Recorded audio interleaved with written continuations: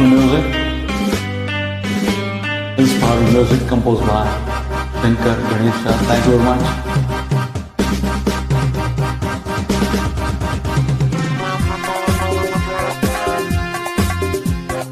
Only happiness in his music.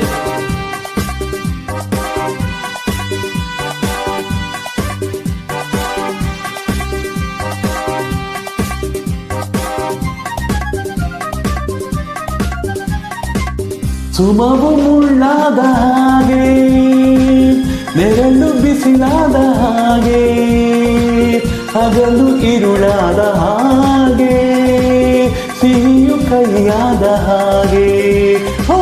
ಸುಮವು ಮುಳ್ಳಾದ ಹಾಗೆ, ನೆರಳು ಬಿಸಿಲಾದ ಹಾಗೆ, ಹಗಲು ಇರುಳಾದ ಹಾಗೆ.